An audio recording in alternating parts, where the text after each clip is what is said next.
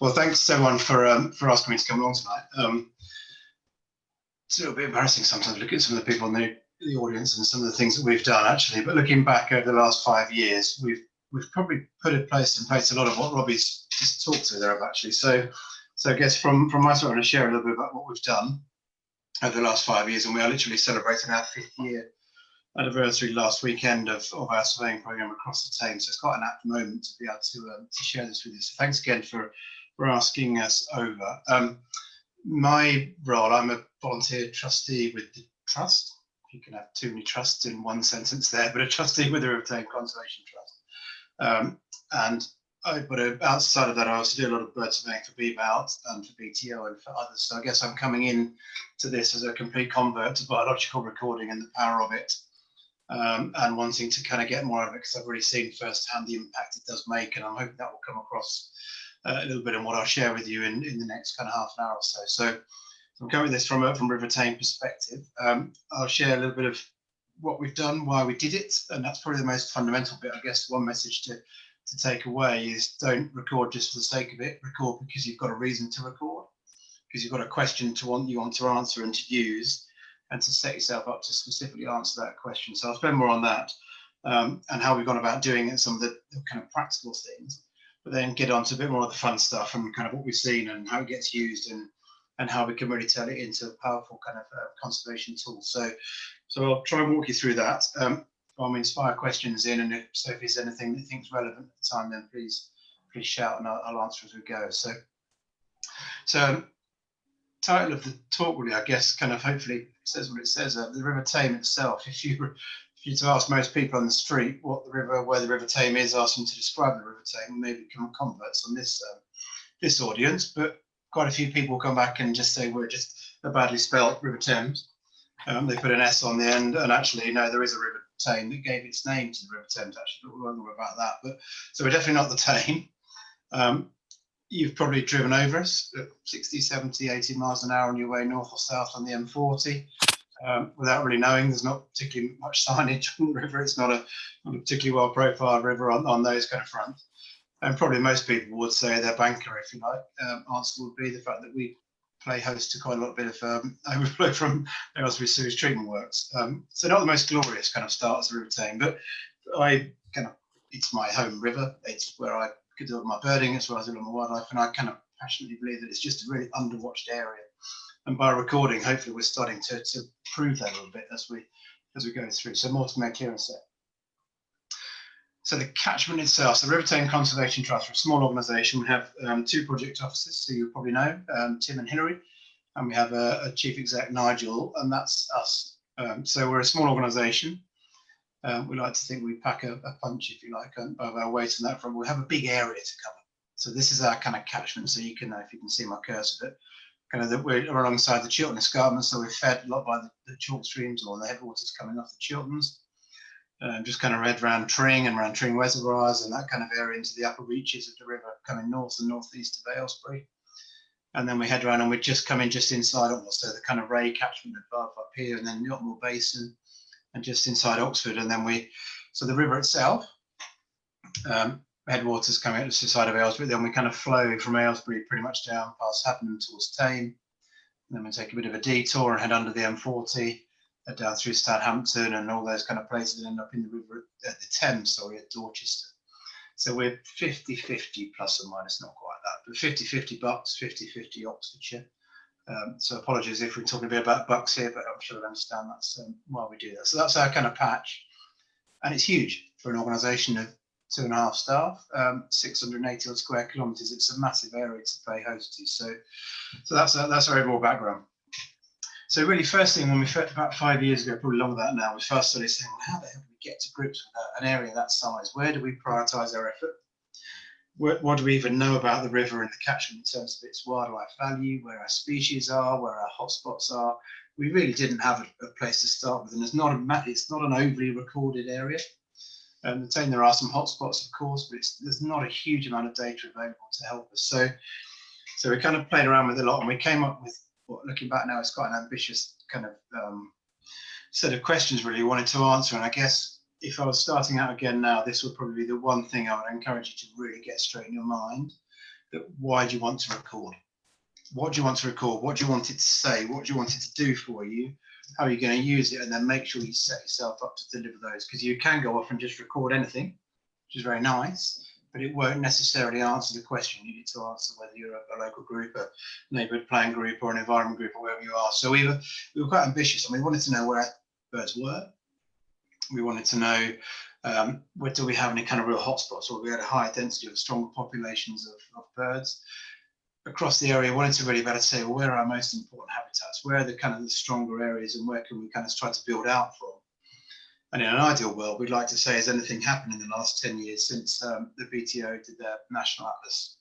And I know Oxfordshire and Bucks did theirs as well. And equally importantly, do we host any species of any kind of importance, whether that's national or local? So it was quite ambitious, and I think we're kind of getting some way to answering most of those questions. But it's quite a long haul to get there, but really emphasise that why do you want to do it first? It's a critical question. Next question was, how do we go about doing it? Did I set up a spreadsheet myself? Did we set up our own methodology? Do I use something like iRecord? How do we set the whole kind of survey up? And the BTO for us, because birds were particularly the thing we wanted to focus on as proxy for kind of wetland habitat in other areas, the BTO were brilliant. So I would really encourage, when you've answered your first set of questions, speak to the national recording groups. Whether you're talking about butterflies, or you're talking about leafhoppers, or whatever your chosen kind of tactic is you want to record, because there seems to be a growing trend. Our BTO were brilliant with us, because they really wanted to look at ways in which they can help take their national schemes and make them relevant locally, to plug some of those data gaps, to plug the areas that the national schemes don't necessarily cover. So BTO basically suggested, look, you've probably got two ways you could do this. You can look at the birds using the river and use that as a regular trend. That's our core, if you like, of the catchment. So it suggested using the wetland bird survey as for the main river itself, and then for the wider distribution questions, to look at more of an atlas style kind of piece of work that gives us an understanding, a snapshot over 4 years of where our species are. So we took that, and we're now set up. We have two surveys running, runs concurrently. So we're now a formal subset of the national BTO wetland bird survey, which is the longest running, I think. So it's been going for 50 odd years plus or minus. So a huge data set, but mostly looking at the estuaries and the coastal areas, not a lot of inland. So BTO are keen. So we divided the river up into 16 survey sections. So from the first section up in the headwaters above Aylesbury, and all the different colours represent a different survey section that we have volunteers to cover every month for us. My stretch is kind of down here near Waterstock, as we go to the motorway, but we have 16 kind of sections, and we cover that every month. But BTO are brilliant about helping us set it up. They set up the sections on the database for us, and worked it through. So definitely recommend speaking to your national recording group, depending on your chosen taxa. So we have that. That's now a regular ongoing. We've now got 60 months of data across the river to start to build a kind of a baseline that we're hoping to help look at trends of wetland birds using the river. And then the second part of it, looking at the broader catchment areas. All these green dots here represent a 2 kilometre tetrad. So we set about using an atlas-based survey. So two visits, in the spring, and 2 visits in the winter, mirroring the national methodology that BTO put in place. And we've got 238 2 kilometre tetrads across the catchment. There's a few gaps here because it's probably put the wrong map up, but essentially that's our catchment. So the catchment atlas over 4 years is a one-off project over 4 years, where we sought to get coverage of the entire area in those 2 kilometre catchments. So hopefully in time we'll get an understanding of the trends on the river, and we'll be able to overlay that with a snapshot of what's in the wider catchment, the wider area. So BTO have been brilliant on that front. They've equally been brilliant. I guess the other point, looking back into all this, that what you don't really want to be doing for all kinds of reasons, most of the Robbies explain and others, is setting up your own complex kind of way of recording data or taking things in. So we learned very heavily, and BTO have been great again in lending us, helping us set up not only their online wetland bird survey data recording, so anybody who's a web surveyor will be familiar with this, but all of our data essentially goes into BTO. Therefore, it's free, it's available, it's maintained. For us, it's online, it's easily accessible, it's safe, it's stored, there's a degree of validation goes in there. It's very easy to get data out, to download records, to do some kind of headline reports analysis. And I think probably more importantly for me and for others, actually that question we had earlier in Robbie's presentation, that actually if it goes into BTO, it gets used for so many other things. So BTO use that data as part of their broader wetland bird survey data that influences national records and government indicators. It goes around. So there's a real benefit in getting your data into the central place where it does. Every record gets used as works as hard as it possibly can. Really. So we ended up using the wetland bird survey, and I say bird track is a I suppose data entry of choice for our Atlas project as well. BTO were brilliant helping us get that set up, setting up all the 238 sites, and we've got one password where every volunteer goes in and the data gets logged, and then I've got very easy access to all those records to download and do various graphs and do what I want with that data really. So data entry is key. Make your life easy, make it easier for your volunteers and for your surveyors to use, and make every day to work as hard as you possibly can, I guess, with my core message there. And then that's great, setting it up and having your data, but you've got to then have the people to do it. And I guess that's the kind of the other side of this whole coin, that actually surveying has been brilliant from us in terms of our supporter base and our volunteer base. But at the beginning of all this, I just spread the net as wide as I possibly could, and yourselves, Razel and Robbie and others that have been brilliant at getting the word out through your social media accounts, through your newsletters, through direct emails to various organisations, word of mouth. I've spent quite a lot of time giving talks and events to kind of drum up support, and people really respond. I've been blown away by the amount of support we've had from the volunteer base in both projects, and people just want to get out there and record and want to get out there and find new areas and explore new patches, and not just go down the same kind of track and let's go bloody to Otmore, it's brilliant, but actually let's see if we can find some other birds somewhere else. So definite put there in it, and it's not a simple thing, but actually it takes time to recruit volunteers, make them feel loved, bring them in. But there's a lot of opportunities out there to find those people, and they want to record, they want to help. There's probably just not that much data matching, if you like, of where the opportunities are. So a bit of time doing that. And then a bit my role really, I guess, is doing this is early mornings and after work in the evenings, but probably 6 key things really to make it happen and to keep it going. That keeping in touch with the volunteers is obviously key, bringing people in, never saying no to people, and helping people and really just making them feel welcome and keeping it really upbeat and positive. There is also a lot of nudging, there's a lot of reminding, there's a lot of chasing. I guess, Robbie, as you're kind of finding people really keen to get out there and do the work, but actually supplying the data is the critical bit. So next Sunday is the next weekend. Have you done you've got 3 weeks to go to the closing date of this survey. Those kind of very polite but nudging and reminding. And then keeping on top of it. So we'll come on to some of the data in it. We've got something like best part of 2,000 survey visits now being completed, but keeping on top of who's done what, are there any gaps, validating records. There's quite a bit of coming in when someone's put a typo, and they've put a rarity when they're meant to have a common bird because it's next to the drop-down list, or are you really sure you saw a collared prating coal? Oops, no, sorry, it's a collared dove. All those kind of things, keeping on top of those kind of areas are key. And I think the other couple of bits really just making sure people that feel valid is obvious, but actually really pains to show people that every record they submit gets used. It has a use, whether it's on practical conservation or whether it's being used to share with TVERC and BMERC or others to actually it makes a difference. For every hour you spend trudging around a floodplain in the freezing cold on a December morning, it makes a difference somewhere to something somehow, and keep showing how it gets used. And then the piece I guess I'm coming into now is how to best to analyse it, to present it and publish it, and more on that in a minute. So there is quite a bit there, and it does take a bit of time. I can't hide behind that, but it's good fun. It's good fun talking to people. They send photos in, those kind of bits. But making it happen and keeping it happening is and sustaining that effort is a task, but it's a good fun one to do. And when people send you photos of the kittiwake or the long-eared owl or the short-eared owl they've seen on their surveys, it kind of gets quite exciting. It's good fun really, because you get to find these kind of things out.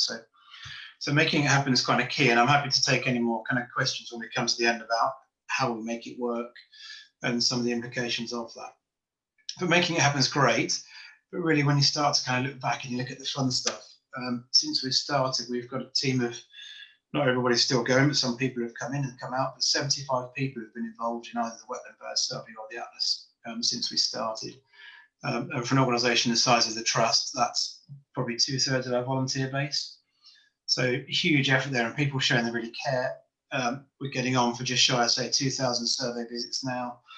Probably about half of our 33,000 odd records are sat on your database, Robbie, and the other half are in BMerx. So really keen to make sure that we spread that data out. We've not got a bad list. Everybody loves a list, I think, when they're recording, but the species list is becoming quite healthy. But I guess, again, from us as a trust, the effort the volunteers have put in is equivalent to probably a full-time post for about 4 years. It's just a huge effort, the amount of hours people put in, whether it's getting to their site, doing the recording, putting the data in. It's huge. So, it's invigorating, it's inspiring really to kind of work with volunteers who really want to do so, and they're out there. They'll be in your patch, they'll be in your parish or in your group, I guess. So that's an incredibly valued contribution. So what? We've done all that work. We've got to that. We're now starting to build this kind of data set, if you like. 5 years is still quite young, I guess, in the scheme of surveys. But it's really starting to help us answer some of those questions. So where are our important sites? Where should we be prioritising our effort? Well, this graph basically takes you from the source of the river here, north of Aylesbury, and down here to kind of where it meets the Thames, and you can, the number of species up on the left. You can really see a kind of a clustering, around kind of Aylesbury sewage treatment works and Easthrop and that kind of patch. And then from downstream of Thame to the motorway, the M40, this clustering here that really starts to kind of shine as a key area. So that's invaluable to us as a trust, having evidence-based to say they're our key areas to work, and all that's come about because people are out there every Sunday, every month, trudging up and down, counting their widgeon and the teal and the other rarities that pop in. But it really makes a difference to us from what we're doing. And likewise, from an atlas perspective, so this pie chart here is the number of species recorded in each of the 2 kilometre tetrads. So you can see here we've had one tetrad where we've had over 81 species recorded in 4 visits, which is going so much. That's a pretty special place. As are these, anywhere above 60 is pretty good going on a 4-visit survey. So big chunks there, and you can start to see, well, most of our sections are kind of in that kind of 40 to 60 range, and a few of the areas where we're recording less species. But it just shows that question about abundance. So where are our more bird abundant kind of sites, and where are they? We now have at least an answer to that question. And we have completed about 99% coverage of the whole catchment itself on that project. So a huge achievement, but this data is invaluable to us now as we start to say, well, where should we work and where shouldn't we work? So is the river underwatched? We've got lots of data, yes. Making it work for us and making it work hard for us, what are we doing with that data? Well, as I kind of said before in the graphs, these 2 areas here, so this is kind of the Aylesbury Easthrop, if you know that area in Bucks, and then kind of Thame heading down towards the M40 at the services here, are really kind of shining now as the 2 hotspots from a bird perspective. Nice areas of floodplain, nice uninterrupted habitat, and it's starting to give us that intelligence base. So looking a bit further into that, what have we found out about these kind of areas? Well, it's great for our surveyors to say, well, we've got some really nice rarities. So we've had flyover gannets, we've had a couple of ospreys on migration coming through, we've had marsh harriers recorded on these sites, probably drifting in from Upmore, we've had whimbrel pop off and on migration coming through. So that's the bit to get the volunteers excited. We're getting rarities coming in. From a survey perspective, they're nice. But flyover records are not really an indicator of the habitat. We just happen to be lucky on that day. What's more exciting, oops, and I think that's the kittiwake that's underneath my screen. I can't see what that picture, but I'm sure that's the kittiwake we found as well. So right there. But what's more exciting is we're now uncovering more breeding territories of cuckoo, of spotted flycatcher, of yellow wagtail in these areas that we didn't know of before. People are out, they're looking, they're finding, and actually we're now starting to put more pins in the map of some of our more kind of threatened breeding species that we're still finding territories, we're still finding areas, and we can track the trends of how they're doing in this area, and some of our more common but still interesting and specific to us as the Rivers Trust, species like sedge-warbler and reed-warbler are still finding more territories and putting more pins in maps.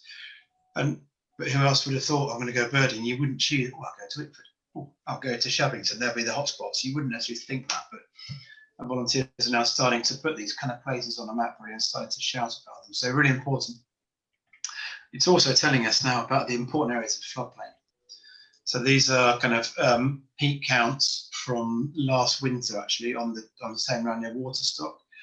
But it's not quite Otmore, but it's not far off. 530 widgeon in with 30 odd gadwall, 175T or some big numbers. Species like pintail, quite a nice rarity to find. We had 13 on one occasion when it was all in flood. So really showing the importance of these kind of underwatched kind of floodplain areas that are specific to the Thame itself. So really important data, really valuable data coming out. And then the bigger spectacles. If anyone's been to Watmore recently, you can have anything up to 2,000, 3,000, 4,000 golden plover there. So it's pretty special. But on the Thame, we competed quite well with that. We get regularly counts of over 1,000 lapwing. On my last visit to Waterstock, I had just under 200 snipe put up and 3 jack snipe. Again, all important records, piecing together the wetland habitat and the importance of the area. Only because it's come about because we're surveying and people are going out and looking, I say, at these uncovered areas and these underwatched areas. And one thing it also kind of really spun off, and I'm keen to kind of emphasise here, is actually about working with landowners. So on my particular spot, and I know a number of other surveyors, it's taken a while for me to get access to survey on people's land, to give them the confidence. But I really make a point when I do go of trying when I can to go around with the landowners. They love it when they find something on their land, or they find a rarity, or they find something interesting on their land. And it's such an engaging tool. And just kind of prove a point, really. The landowner that I work with down near Waterstock Way, who's been engaged for 3 or 4 years now, and regularly puts up a trip camera on the island by the water, and he's finding all kinds of interesting things.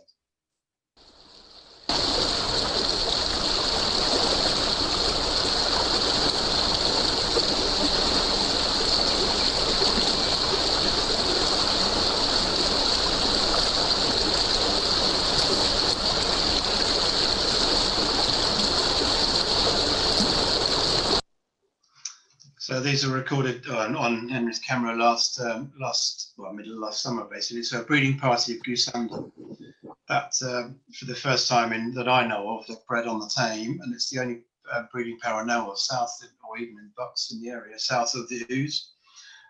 We had reports there we'd seen nesting up near Cheersley Way, but again recorded coming downstream 3 weeks later, all chicks still healthy and fit and looking good on the trip camera around that area itself. And likewise, they're not just birds, but we're also finding out the spots where we're starting to piece together other records that aren't just bird records.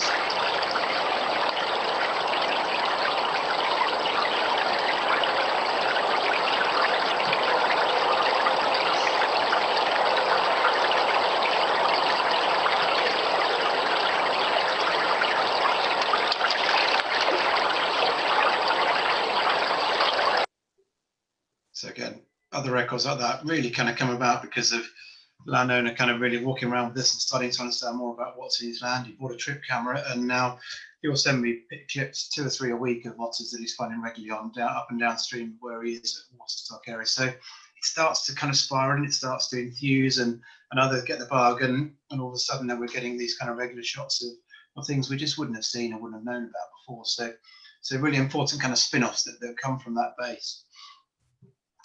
Link back to Robbie's session as well. We started to pick up over a period now, talking to the landowner around the Waterstock area. Kind of say over a couple of years, we've recorded now just under 120 species, I think it is, in that patch. Which again, we're saying this is quite an important patch, and this is not just your average site. There's some really good records here with the otters, and you have polecat and all sorts, as well as the birds. So as you described, Robbie, we spoke with Julie and with others at VBAT as well, and saying, well, is there more we can do with this data? Long story short, probably a year's worth of working and Julie coming out to survey. But we've got our first new local wildlife site designated on the river. I know if you've seen maps of the Thame catchment, there aren't many designated sites on the river. But the data immediately saying, yes, we got through and scored on the bird counts to get through on that kind of perspective. So getting things designated, getting things on record, essentially because the bird surveys have been key. And quick little video, if you're okay, for a little video clip here, but starting to get some profile and some publicity for the trust and for the area that we wouldn't already had before as well. The flood meadows at Waterstock are rich in a whole range of wildlife. That includes the rare breeding curlew. It's the UK's largest wading bird. The curlew nationally are really struggling. The UK holds something like 28% of the European population of Eurasian curlew, and they've experienced a 46% decline in the last 20 years, so they really are struggling. So to have a breeding territory on our doorstep here, it makes the site really, really important regionally for the curlew. For 3 years, conservationists have been working together to try and gather information about the meadows. As a result, the area has been given special wildlife status. The landowners have been a key part of the project, setting up their own cameras to record wildlife. Every night I get the pictures in, have a look at what I've got, and then I circulate them to a lot of wildlife people who come back saying, thank you, these are great fun. 12 owl boxes have been put up, with one barn owl taking up residence within 3 weeks. The terrain is excellent for wildlife, in particular the food that the owls live on, and that's lent itself to being a great area for us to come and put some owl boxes up. At the heart of the meadows is the River Thame. A new fish pass means perch, bream and other species can swim freely up and downstream. This fish pass is just one example of the work that's being done here to ensure the river and the surroundings are as healthy as they can be. And of course, if you set up an otter cam, then you get evidence of what's actually happening here. It's a really good spot for the otters, which potentially tells us that the fish are moving through, and the otters like that. We put on what we call a fish easement, so basically some walls and steps that allow fish to move more easily upstream. As one wildlife expert put it, Waterstock is the hidden jewel in the crown of the River Thame. Penny Sylvester, ITV News. So you have to forgive the journalistic license there when you talk about a barn owl. It's actually a torn owl. But anyway, we'll move on from that. Not the end of the world. We'll forgive her that. But a clip there without the wildlife side, getting that kind of coverage, getting that kind of exposure, the hidden gem, has all really stemmed from 5 years ago. The first kind of surveys and engaging and gold dust to have landowners that speak so passionately about their land and what they're finding. And all that really kind of stems from, as I say, the basis of the recording. We've also since then we've managed to, so further upstream going into Bucks, we've now managed to get a second local wildlife site designated. It's in the Beamerk area this time, around Ickford Bridges. So again, kind of linking that whole kind of curly floodplain. So really making a difference. And that then stems to our practical work. Now, obviously, I appreciate this is probably slightly larger scale than some of the work we're able to do, but actually monitoring as part of, as a way of kind of helping to prove the case for practical development and practical sites, but also monitoring the impact of them. So this is probably our first significant wetland creation project in Buckinghamshire, not just downstream of Aylesbury sewage works in Eastbrook. Creation of these two new I say scrapes, but they're underwater at the moment. They're just like massive lakes, but a big wetland complex on the floodplain of the Thame. They're really enhancing the area of wetland habitat. I think our pond could be fairly busy this week. So Monday? Yeah. Oh. Anything else planned, have we?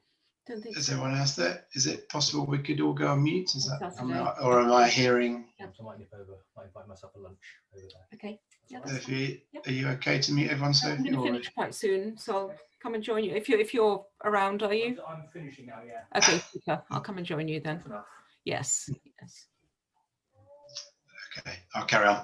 So running wetland complex. So we've now got part of our wetland bird surveys now monitoring on a monthly basis the birds that come in using the new scrapes. So we're kind of using that existing volunteer base and database to then start to look at the effectiveness of practical projects, and also as a catalyst for designing new. So these are some works we've done over the summer, larger fish pass, and the rotary ditcher to create new scrapes on the back of Waterstock, again, have come about from that relationship we've got now with landowners to want to further enhance the habitat they've got on their land because of what we've been able to find. So really powerful tools.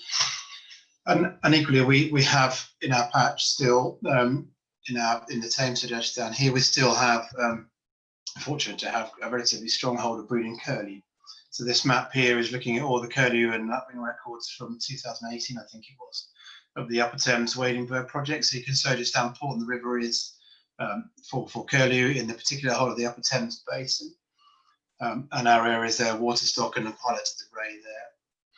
But we now know, and we can monitor, and again, our surveyors are out there monitoring. While they're out, they're also monitoring the populations of curlew. So we know we've got at least two birds this spring in a couple of areas, and we had at least 8 birds in the Waterstock area and managed to see a chick this year. So again, we're starting now to contribute to some of that more protected species and that more kind of rare species work as we go. We didn't intend to do that, wasn't exactly part of the start plan, but we've now been able to do that, and our volunteers are keen to move on and to do those kinds of things. So a huge range of areas where this can actually go, from that initial idea, well, let's set up a bird survey, to 5 years down the road, we're starting to use it as a way of influencing more work. And interesting, you've used that same slide, Robbie, coming back in, but just to kind of highlight the areas that actually, this is kind of the Oxfordshire bit where we talk about the Thame to Waterstock, area. And on the back, I guess, of the kind of work is now we've started to see some dark green areas, core areas in the nature recovery network, whereas maybe 5 years ago, the Thame might not have featured on a map like this. It's not because there's no wildlife out there. It's not because there's no habitat out there. Essentially, it's because no one's been looking. No one's been recording. No one's been out trudging around on a Sunday morning, sending their records in, and the cumulative effect of all of that means that we now start to feature on maps like this, start to feature in these important areas, which hopefully will mean so much more down the road in terms of protection for development and investment in other areas. So it makes a massive, massive difference. So it's a lot of work. It's a lot of fun. Does have a massive impact, but yeah, understanding what you want to do with it and why you want to do it to start with will be the key message. So I'll finish there, and that's all. I'll finish there. I'll finish saying that my next job, having done all the fun stuff, is now to work out how best to present this. So Robbie, thanks for your help so far. We're piecing together a funding package at the moment to actually publish the atlas and the wetland bird survey, to produce species maps, distribution maps, heat maps, those kind of things. So that's our next piece of work over the next year or so, is to say get the funding, get the work published, and show and play back to the volunteers just how important and valuable their work has been, and to kick on to the next level. So the job's not done by any stretch of the imagination. If anything, the easy bit's been done, the fun bit's been done. We now need to turn that into something that we can really kind of shout about and to wave around. So we'll keep you updated as that goes, and happy to share as that process plays out in the next kind of year or so as we move through. So yes, is the Thame undervalued? Is it a birding desert? Absolutely not. Is it underwatched? Absolutely, but we're trying to plug that gap. Is it underrecorded? Yes, we're trying to plug that gap, and hopefully coming less kind of ignored, if you like, and we're starting to recognise that actually these areas and these river floodplains really do make a difference. So I'll leave it there. Thank you again for asking me along today. And for those of you in the audience who've been involved, thank you as well for your efforts. Happy to take any questions. That's amazing, Nick. Thank you. I just want to check. Sorry, I had to. Who knew that Fortnite and Zoom were incompatible, and that would win? Can you hear me now? I can. I don't know if anybody else, but yeah, I can. Okay. Yeah. All right. Good. So, so that's absolutely fantastic. Thank you so much. And obviously, you know, Nick's project is on an epic scale. But even if you just look at the Waterstock map, you know, a lot of parishes are easily the size of Waterstock. I know we've got the Bindoffs on the call today from Watlington. You know, Watlington parish is bigger than Waterstock. You know, this is exactly the sort of thing that we should be trying to do in Watlington, and the habitats are definitely there. And so whether it's birds or butterflies, you know, start small and find out where everyone's interests are, where they lie. And as we said last week on the with Ensham, you know, you've got to slowly. You've got to wheedle out the people who have these amazing interests, who wouldn't necessarily put their hands up immediately and say, yes, I know everything there is to know about leafhoppers, but one day, you know, you'll turn them up, or whatever taxon it is. So Nick, we have a question for you from Mark Bradfield. Mark, do you want to ask your question to Nick?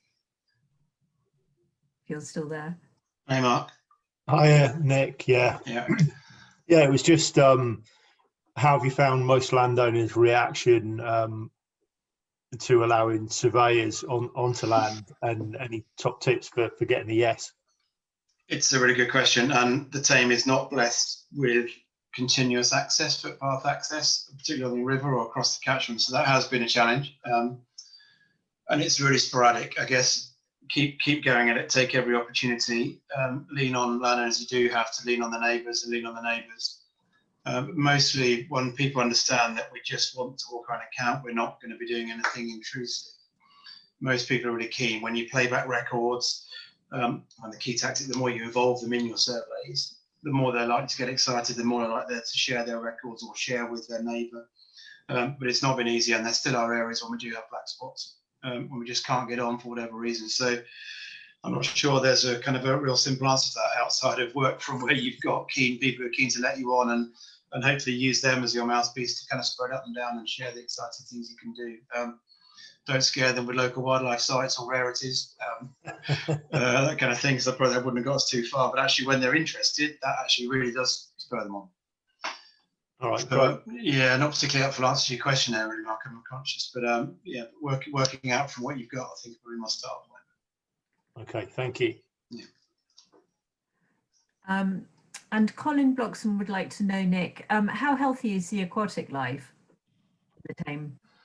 I'm cracking, there's a question. I just do birds.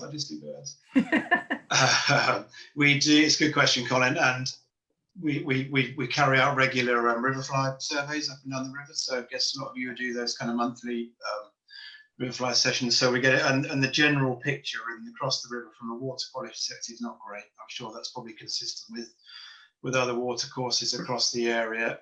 It doesn't help when every now and then our friends at Aylesbury Sewage Treatment Works decide to let more sewage into the river, which doesn't help. So it's an ongoing battle, but the general water quality is not great. We've done quite a bit of work looking at other water courses across the catchment, and our still water, our running water is not great, but our still water, our ponds are in most of those are in really good condition. So there's a different answer to the running water in our streams and our headwaters and in the main river channel than there is to our still water, our ponds and those kind of areas. But the general picture is not stunning on that front for all the reasons we probably all know and love. And we'll continue to try and battle against, and in an area, an unpopulated catchment like the Thame, yeah, doesn't really kind of get the profile and support it needs maybe from anyway, I'll leave it there before I get into the soapbox and get myself in trouble. But anyway, it's not ideal. And Idel would like to know how's your project funded? Basically, we haven't spent a penny on it. If that makes it on the surveying programme, we haven't spent a penny. So BTO have given all of their time, all the access to their surveys, all their support to set the surveys up for nothing as part of their role and their remit. I've done this out of love and as a volunteer, as have all the volunteers on the surveys themselves. So it literally has not cost us a penny. It's probably brought in a few quid from the odd talk and the odd donation here and there. But we're now, when it comes to the analysis, I'm not a data analyst. We don't have that capacity and capability.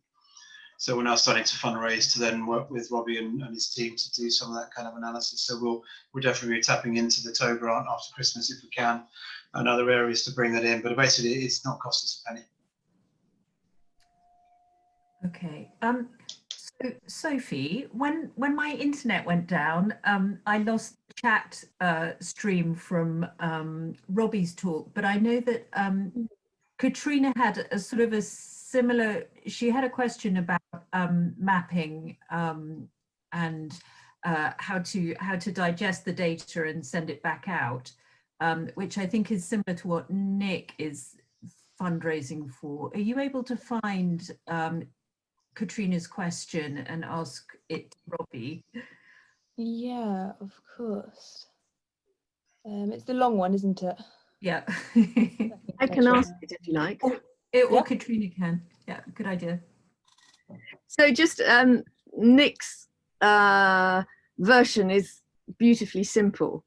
And of course, if we were only doing birds, we would also go to BTO and get them to set it all up and do the, but we have a community that want to do butterflies, water surveys, mammal surveys, and all our local experts say, oh no, but you just get the BTO to do it, or you just get the Mammal Society to do it, or you use iRecord, or you use, and so we have this problem of this mass of different protocols. Each, BTO has a different protocol from its garden survey, from its bird track, what it's called, bird track. And so even within one organization, there are different formats. Mm-hmm. And so if one's wanting to create a database that's in the first instance for the community, so that Mrs. Jones knows that Mrs. Bird has the same sparrowhawk in her garden. So a map and a database that's primarily for the community, and then of course sharing it outwards with everybody who's useful. who needs to use it. And in fact, TVERC, I have to say, is the easiest because they'll take it in any format and you can just hand it over. But to share the data with all these different organizations becomes a complete nightmare. So how does one resolve that? And at the same instance, be able to build a map for the community where they can see where the, where the cowslips are, when the first cuckoo returned into the village. So that was my question. Do you want to have a go, Robbie, and I'll come in as well, or do you want to? Yeah, I can do. It is a really difficult issue, especially when you're working with multiple taxon groups, because like you said, there is, if you're working just with birds, there's a resource out there. If you're working just with moths, there's a resources out there, but not for all of them. And especially on sort of a local scale, I think it would be a really useful and worthwhile project to have done. Like you say, so people can just log on and see what someone's seen that week, and then they can think, oh, I saw that as well, I might put that in. Yeah. Because mostly it's done from a national, the citizen science is BTO saying join our iRecord. You put your data in, it whizzes off into the national database, but you have no idea whether Mrs. Jones has seen the same bird that you saw, or, so that it doesn't, it's very individual, it's very top down rather than bottom up. And that's what we're trying to do, is to kind of create a bottom up recording project. And we've definitely got the, I've done similar stuff like this before. We've got the capacity to sort of know how to do it. It's just whether you, obviously, I wish we could do it for free, but unfortunately we can't. So if you could drum up a bit of funding, we can definitely sort of look at doing something for you, in sort of putting it into a database and linking that to a web map so it can automatically update. But yeah, that sort of, there's no easy sort of already existing solution out there, unfortunately. Yeah, and I guess I'd probably add to that and come back to, I suppose, one of the first slides that actually we were coming back to the question of what question do you want to ask, and what do you want the data for, and how do you want to use it, will then kind of, I guess, determine the system that you use. We very specifically wanted bird track and the wetland bird survey for what we wanted it to do, but that may well be overkill for if you want to kind of a general kind of cross taxa, this is what's about in our village kind of piece of work, then that's probably not the horse to back. Something like the Garden Bird Watch may well be your right thing when it's a bit more community focused. You can do data downloads from some of the BTO things. So there may be a different way if you're kind of really trying to hone down exactly what it is you want to achieve, I guess. We're really clear that partly because birds are my thing, so that's the thing I want. They're easy to access, as people probably know them. You can do them on a spatial scale, and we use them as proxy for kind of good wetland habitat. So they worked for us. They may not work in, I guess, in your context, but work back to what you want to work out first, I guess, would be my one kind of start point. Yeah, I think if there isn't anything out there already, Katrina, if you sort of want it, feel free to get in touch with me and we'll have a chat about potential things, and hopefully we can help out in as much as we can to get that, sort of make that sort of thing possible. Great, thank you. Robbie, is that sort of maybe something that one of your volunteer students might be able to do, or is it a bit too much for a bit extreme? I would say, yeah, it's the type of thing that if it was like maybe I'd say no. I wouldn't trust the students enough to and that's because you sort of have to have the skills of sort of the web map development as well. It's quite a cross boundary thing. Okay. All right, we know. So now we know that that's something that's needed. It's good to have in mind. Katrina, is Kevin there? I think he had a question as well, didn't he, about the student projects? Yes. He just wanted to know where the students' results were presented, and if how their data was used, the data that they collected. Yeah, so we would get all the students to write articles after they sort of finish their placements. Normally students are a 1 to 2 week placement, which is kind of why it's that a project like the sort of making a nice web map database would be more like a either volunteer or a thesis level thing. And it's not really answering a question, so it probably wouldn't suit research. So after their 1 or 2 weeks, we get them to write an article. So they write a detailed report for us, including the boring stuff like the methodology and the column names and everything. which I want to read, but I don't think anyone else does. And then we get them to write an article as well, which always goes on the TVEC website. So it's not sort of specifically titled student project, but if you go down our news list in the TVEC website, so if you go on it, there's sort of a news column sort of in the middle bottom of the homepage, and then you can have a look through that and see what's been done, both from the TVEC team, and then all the student articles are on there as well. And any sort of data we will use internally for projects if needed, but it tends to be more, there's not really things that the students do that we desperately want to know, because if that's the case, then we might have already done it ourselves. So at the moment we're getting to do sort of really useful thinking exercises around sort of species protection levels and all of that. So then we'll use their methodologies and their thinking, and hopefully developing something that's a sort of more usable professionally. That might take a little bit longer than the week they normally have, but will all feed into sort of the greater mechanism of trying to help advise decision makers. And it's also really good education for them. We just kind of want to say yes to all their projects so that they get some chance to work with real world data. Brilliant. Okay. Any more questions? Sophie, can you see anything outstanding from talk? Good question. I've answered a couple of my questions sort of directly in the chat. Okay. Sort of the easy ones, and the hard ones I just said email me and we can have a chat. Yes, I think Caroline Hunt had a question, didn't she, about surveying along cycle tracks? Yeah. Okay, you might be able to deal with directly, Robbie. Yeah, that's something I sort of I'm sort of no expert in survey techniques. Anything in terms of a data and sort of any data things I'm happy to answer, but yeah, that's something we definitely got the experience in the team to advise you with. But yeah, I said send me an email and I'll sort of chat to the survey team. So Julie, who's been mentioned a few times, will probably have some nice ideas about that. And I'll let you know what they say. Yeah. Roselle, can I just pick up on a point you raised earlier around, I guess it's put a link to kind of people being nervous about picking up surveys because of the lack of experience in species ID. And something I've really kind of encouraged in River Thame work, that actually, much as it's nice when you're out there to pick up a flyover gannet or separate a yellow-browed warbler from another kind of warbler coming through, that's not really what surveying's kind of about. The rarity is not what it's about. To me, the core is actually knowing our breeding species and our common species to our area, what's happening to them. And it's a kind of a bit of a myth I've got to dispel and maybe encourage. If you're not that big expert, you still can get involved. So long as you're consistent and you know the basics of the key species you're likely to find, then surveying's for you. And you can build your species knowledge, but you don't have to have a life list of 340 and all that kind of stuff in birding context to be a good bird surveyor. It's a discipline, and you need to kind of, well, the surveying discipline, you need to have a basic level of ID, but you don't need to be 50 years kind of since you were a kid kind of species ID. And I guess that probably applies to other taxa as well, but knowing your core species, so that habitat is the important bit. And maybe when you can do more together to dispel that myth a little bit, really. But anyway, just check it out. I think while you mentioned it earlier. I would very much back that up as well. We sort of consistent results over a consistent time period on a site, recording everything, not just the interesting things, is so useful for us. So we really appreciate the work Nick's been doing, and don't be daunted, as he said.